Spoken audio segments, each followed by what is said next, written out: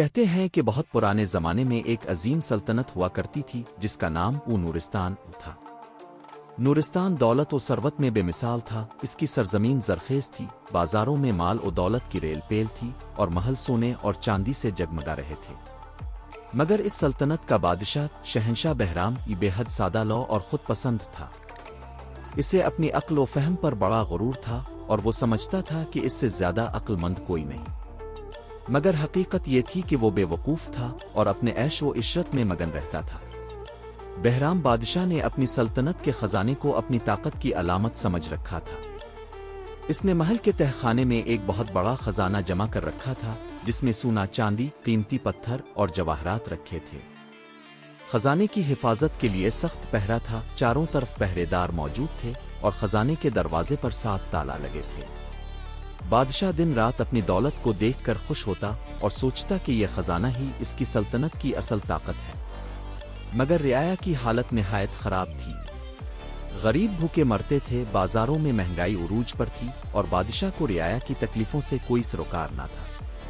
وہ صرف اپنے محل کی زیب و زینت اور خزانے کی حفاظت میں لگا رہتا تھا۔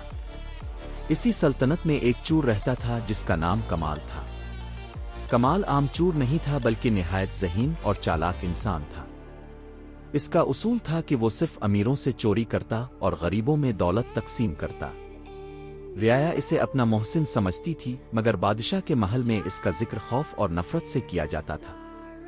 کمال کو معلوم ہوا کہ بادشاہ کا خزانہ محل کے تہ خانے میں بند ہے اور بادشاہ اپنی دولت پر نازا ہے، جبکہ رعایا فاقہ کشی کا شکار ہے۔ کمال نے فیصلہ کیا کہ وہ بادشاہ کے خزانے پر ہاتھ صاف کرے گا اور غریبوں میں بانٹے گا۔ مگر خزانے تک پہنچنا آسان نہیں تھا، اس پر سخت پہرا تھا اور ہر جانب سپاہی موجود تھے۔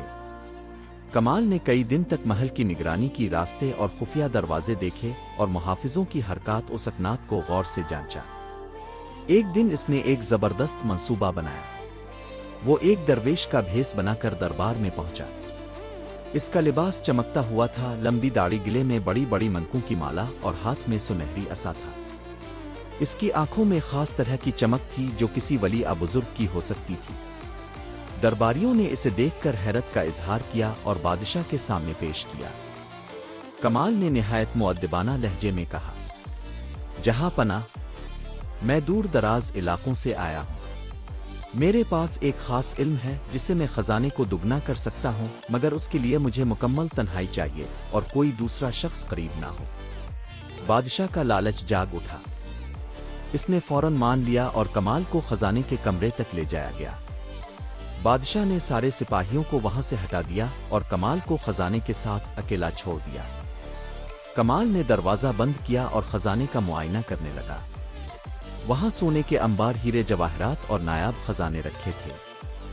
کمال نے خزانے میں چھپی ایک خفیہ سرنگ کا دروازہ کھولا جو پرانے زمانے میں کسی سازشی وزیر نے بنوائی تھی تاکہ ضرورت پڑنے پر فرار ہو سکے۔ وہ سرنگ محل سے نکل کر شہر سے باہر جاتی تھی۔ کمال نے جلدی سے سونے چاندی کے صندوقوں میں سے جتنا مال لے سکتا تھا نکالا اور سرنگ کے راستے باہر نکل گیا۔ کئی گھنٹے گزر گئے مگر کمال باہر نہ آیا۔ بادشاہ نے جب صبر کھو دیا تو سپاہیوں کو حکم دیا کہ دروازہ توڑ کر دیکھیں۔ اندر جا کر دیکھا تو خزانہ خالی تھا اور وہاں صرف ایک رکا رکھا تھا جس پر لکھا تھا، جہاں پناہ۔ خزانے کو دگنا کرنے کا یہی طریقہ تھا کہ پہلے اسے آدھا کر دیا جائے تاکہ عقل آ جائے۔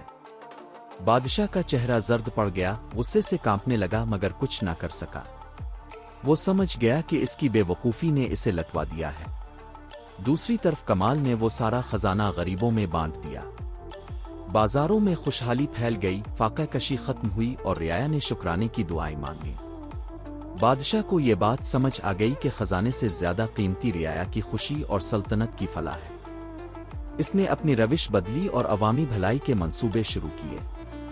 اس نے اپنی فوج کو رعایا کی خدمت پر مامور کیا اور خزانے کا کچھ حصہ غربا میں بانٹ دیا۔ مگر شاطر چور کمال ہمیشہ ایک معمہ بنا رہا۔ کوئی نہیں جانتا تھا کہ وہ کہاں گیا۔ کچھ کہتے ہیں کہ وہ کسی اور سلطنت میں جا کر نیکی کرنے لگا اور کچھ کہتے ہیں کہ وہ ایک صوفی بن کر گم ہو گیا۔ مگر اس کی چالاکی اور ذہانت کی داستان نسلوں تک سنائی جاتی رہی۔ یوں شاطر چور نے بیوقوف بادشاہ کو ایک سبق سکھایا کہ اصل دولت خزانہ نہیں بلکہ رعایا کی خوشی اور فلاح ہے۔